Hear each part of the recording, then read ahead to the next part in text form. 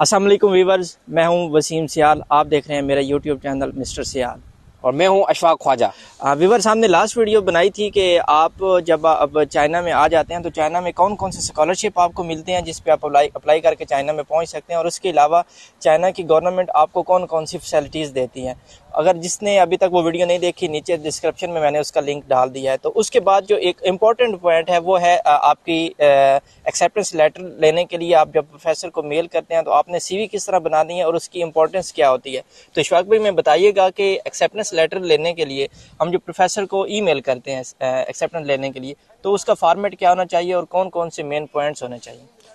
अच्छा, सबसे पहले मैं आपको एक बात बता चलूं कि एक्सेप्टेंस लेटर जो होता है ना, वो स्कॉलरशिप अवेल करने का एक मेन पार्ट होता है। मतलब कि एक हम समझ सकते हैं कि एक टफ पार्ट है। मतलब उसको आपको हासिल करना पड़ता है, उसको एक्सेप्टेंस लेटर आपको लेना पड़ता है, क्योंकि काफ़ी यूनिवर्सिटी की यहाँ पे रिक्वायरमेंट होती है कि भाई आप एक्सेप्टेंस के बगैर अप्लाई नहीं करते। फॉर एग्जाम्पल, अभी जिस यूनिवर्सिटी में मौजूद है, इनकी रिक्वायरमेंट है कि आप एक्सेप्टेंस के बगैर अप्लाई नहीं कर सकते। तो उस तरह काफ़ी यूनिवर्सिटीज है और काफ़ी यूनिवर्सिटी ऐसी भी है जिनमें आप एक्सेप्टेंस के बगैर अप्लाई कर सकते हो। तो ये डिपेंड करता है यूनिवर्सिटी की रिक्वायरमेंट में।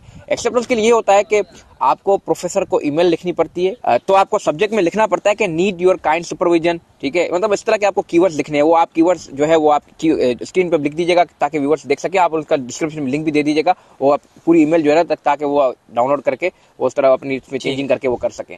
तो एक ईमेल का एक पूरा फॉर्मेट होता है, ठीक है, वो आपको लिखना पड़ता है। उसके बाद फिर आप उसमें CV और अपना रिसर्च प्रपोजल आप उसमें अटैच करते हो। CV के लिए भी जो है ना काफ़ी सैंपल्स आपको ऑनलाइन मिल जाते हैं और काफ़ी दोस्त जो है वो जो लेटेक्स वगैरह भी बनाते हैं, तो लेटेक्स पे भी अच्छे जो है ना आपको टेम्पलेट्स वगैरह मिल जाते हैं। तो आप जो है वो जरूर लेटेक्स को भी विजिट कीजिएगा। लेटेक्स पे जो है ना आपको टेम्पलेट्स मिल जाते हैं, तो आप उसको कोडिंग वगैरह की जरूरत नहीं पड़ती। आप उसको इजीली जो है ना उसमें अपनी चीजें पुट करके आप उसको डाउनलोड करके अपनी CV बना सकते हो। अच्छा व्यूअर्स, मैं उसका लिंक भी नीचे डाल रहा हूँ, आप उस लिंक पे भी चेक कर सकते हैं कि आप CV किस तरह बनाते हैं और उसका फॉर्मेट क्या होता है।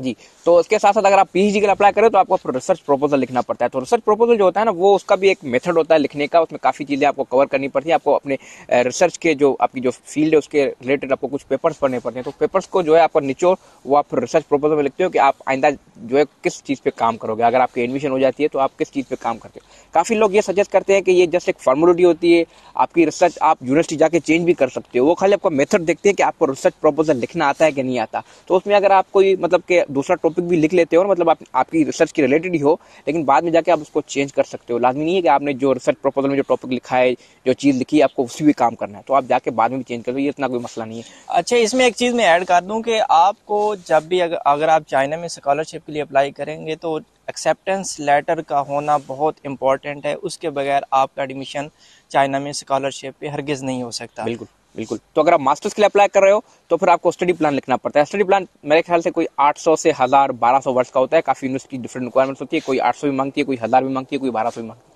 तो आपको यूनिवर्सिटी की जो है वेबसाइट पे आपको देख लें। तो ये 3 चीज़ें, मतलब एक आप ईमेल लिखोगे, आपका एक ड्राफ्ट होगा ईमेल का, और 2 चीज़ें मतलब कि एक आपका जो स्टडी प्लान होगा या रिसर्च प्रपोजल होगा, और आपकी CV आप प्रोफेसर को भेजोगे। आप खाली CV भेजोगे तो कोई मसला नहीं है, आपको प्रोफेसर रिप्लाई कर सकता है। लेकिन ये कि आप उसको अपना वो स्टडी प्लान या रिसर्च प्रपोजल भेजते हो ना एक साथ ही, तो मतलब कि पॉजिटिव पॉइंट हो जाती है आपके लिए। प्रोफेसर डायरेक्ट आपकी रिसर्च वो देख लेता है। लेकिन मास्टर्स के लिए स्टडी प्लान भेजना इतना लाजमी नहीं है, आप जस्ट CV भेज सकते हो। लेकिन PhD के लिए मैं आपको रिकमेंड करूंगा कि आप रिसर्च प्रपोजल जरूर भेजिएगा। यहाँ मैं एक बात ऐड कर लूँ, जैसे कि आपने भी बताया कि एक्सेप्टेंस लेटर जो है ना ये जरूरी है, और आजकल जो है ना काफी स्टूडेंट्स को एक्सेप्टेंस लेटर नहीं मिला। जैसे हमने आप लास्ट वीडियो में बताया था कि आप जस्ट ओनली 1 यूनिवर्सिटी में अप्लाई कर सकते हो। तो एक यूनिवर्सिटी में अप्लाई करने की वजह से आजकल प्रोफेसर ने और यूनिवर्सिटी ने काफी सख्ती कर दी है, और काफी स्टूडेंट्स जो है ना उनको एक्सेप्टेंस नहीं मिला। वो प्रोफेसर को ईमेल करिए, कोई इनको रिस्पॉन्स नहीं मिला। मुझसे काफी दोस्तों ने रब्ता किया कि हमें एक्सेप्टेंस लेके दें। अच्छा, इससे यह है कि हमारी जो CV है वो इतनी जानदार होनी चाहिए, उसके अंदर इतनी चीज़ें होनी चाहिए कि अगर प्रोफेसर के पास ईमेल आया तो वो उसको स्टडी करे और उसको जो उसकी CV है उसको देखे, उसकी बेस पे वो एक्सेप्टेंस लेटर दे सकता है स्टूडेंट्स को। बिल्कुल, आपकी CV मतलब के अट्रैक्टिव होनी चाहिए। इस वजह से मैं आपको बोला हूँ कि आपको टेम्पलेट्स कुछ मिल जाते हैं अच्छे वाले, तो आप उन टेम्पलेट्स को जरूर फॉलो कीजिएगा। वो टेम्पलेट्स उठा के आप उसमें अपनी इन्फॉर्मेशन जब डालेंगे तो आपको वो टेम्पलेट्स जो बने होते हैं ना वो काफ़ी अट्रैक्टिव होते हैं। तो आप कोशिश कीजिएगा कि आप उसको और अच्छा बनाएं। लाजमी नहीं है कि आप जिस टेम्पलेट को उठा रहे हैं आप उसको कोई कॉपी पेस्ट कर दें। आप उसको इम्प्रूव भी कर सकते हो अपने हिसाब से। अच्छा, समटाइम ये होता है कि जब हम प्रोफेसर को ईमेल करते हैं एक्सेप्टेंस लेटर के लिए तो हमें कोई ना कोई टास्क भी दे देते हैं, कोई ना कोई असाइनमेंट भी दे देते हैं कि अगर आप ये टास्क कंप्लीट करते हैं, अगर हमारी ये जो असाइनमेंट हम आपको दे रहे हैं इस पे काम करते हैं, हमें कोई वर्क अपना करके दिखाते हैं, तो फिर भी ये होता है कि हमें एक्सेप्टेंस लेटर हमें मिल सकता है। जी बिल्कुल ऐसा होता है। मैं आपको अपनी मिसाल देता हूँ। लास्ट टाइम मैं प्रोफेसर को जो ईमेल कर रहा था, मैं मास्टर के अपना, तो एक प्रोफेसर ने मुझे ईमेल की थी कि भाई ये मेरा पेपर है, आप ये पेपर पढ़ के इसमें जो चीज़ें लिखी हुई हैं इसका आप समझो, फिर मुझे जो है ना वो एक रिपोर्ट की सूरत में आप मुझे दें।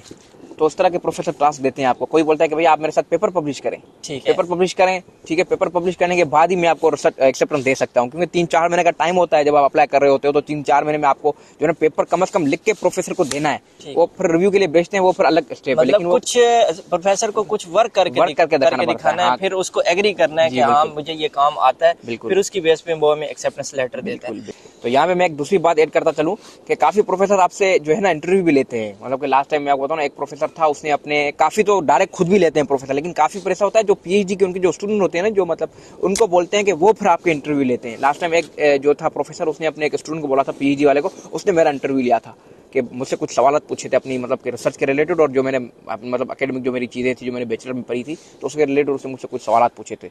और कहीं भी होता है कि प्रोफेसर आपको डायरेक्ट जो है मीटिंग, जूम की मीटिंग जो होती है, लिंक दे देता है आपको, भाई आप आ जाएं, आप मीटिंग होगी आधे घंटे की, 40 मिनट की।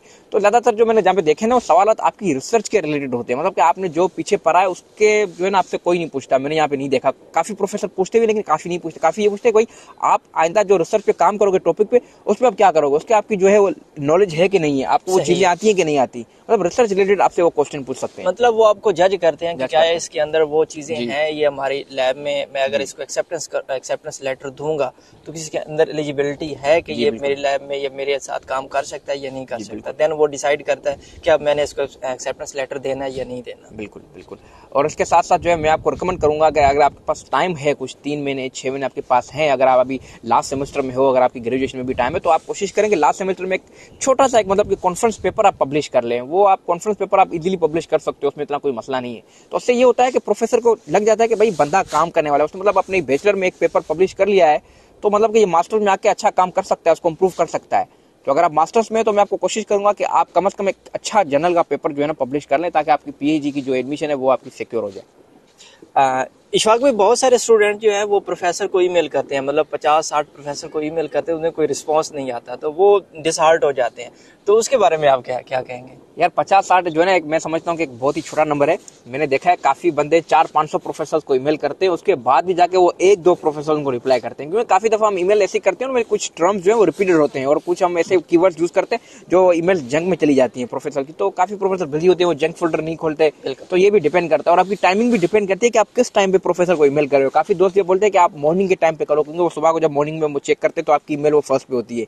लेकिन ये डिपेंड करता है कंडीशन पे वो क्या है, और आपकी जो है ना सीवी और आपका जो टाइटल है ना वो बड़ा मैटर करता है। अगर आपका टाइटल वो सब्जेक्ट अच्छा लिखा हुआ है, और प्रोफेसर अगर आपका वो ईमेल खोलता है, वो सीवी भी देखता है, तो कम से कम मतलब उसकी दिल करे कि आपको रिप्लाई करे। तो आप क्या रिकमेंड करते हैं कि कौन सा टाइम होना चाहिए? मैं जो रिकमेंड करता हूँ, जहाँ पे जो मैंने जो खुद अपना एक्सपीरियंस किया और काफी दोस्तों से मैंने सुना है, वो ये कि मॉर्निंग जो है ना वो मतलब कि जो फजर का टाइम है, मतलब 4-5 बजे वो आप करेंगे, क्योंकि 4-5 बजे आप करोगे तो यहाँ पे चाइना में जो है ये 7-8 बजे होते हैं, तो उस टाइम में प्रोफेसर उठते हैं, डायरेक्ट अपनी ईमेल वगैरह वो चेक करते हैं।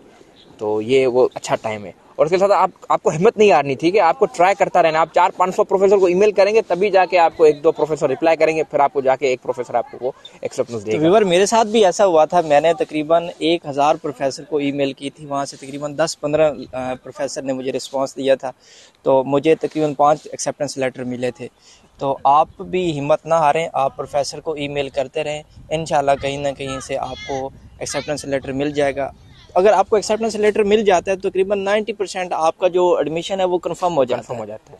अच्छा व्यूअर्स, मैं इशफाक ख्वाजा भाई का जो यूट्यूब चैनल है उसका लिंक मैंने डिस्क्रिप्शन में डाल दिया है, आप वहाँ से डिटेल में वीडियोस को देख सकते हैं। वहाँ स्कॉलरशिप के हवाले से काफ़ी वीडियो है, आपको बहुत वहाँ से हेल्प मिल सकती है। जो ना स्टेप बाय स्टेप वो चीज़ें बताई हुई हैं स्क्रीन पे, आपको बताई हुई है कि आपको कौन कौन से जो है वो स्टेप्स फॉलो करने हैं। तो आप उन स्टेप्स को फॉलो करके आप इजीली प्रोफेसर्स को ईमेल कर सकते हैं, और आपको इंशाल्लाह एक्सेप्टेंस मिल जाएगा। इनकेस अगर आपको नहीं मिलता तो आपको हिम्मत नहीं हारनी, आपको ट्राई करते रहना है, क्योंकि 400-500 प्रोफेसर्स को आप ईमेल करेंगे तब आपको जाके 1-2 एक्सेप्टेंस मिलेंगे। जो हमने फर्स्ट वीडियो बनाई थी उसमें मैं ये बताया था कि चाइना में जो आपको स्कॉलरशिप मिलता है उसमें कौन कौन से आपको बेनिफिट्स मिलते हैं। ये वाली वीडियो हम बनाई है हमने कि आपको एक्सेप्टेंस लेटर जो है वो किस तरह लेने के लिए किस तरह ईमेल करनी है, उसका फॉर्मेट क्या होना चाहिए। और नेक्स्ट हम वीडियो बनाएंगे कि आपको अगर आपको एक्सेप्टेंस लेटर मिल गया है तो उसके बाद कौन कौन से डॉक्यूमेंट्स रिक्वायर्ड है आप यूनिवर्सिटी के पोर्टल पे ऑनलाइन अप्लाई करने के लिए। तो हम नेक्स्ट वीडियो में एक डिटेल में आपको बताएंगे कि आपको कौन कौन से डॉक्यूमेंट्स रिक्वायर्ड होते हैं।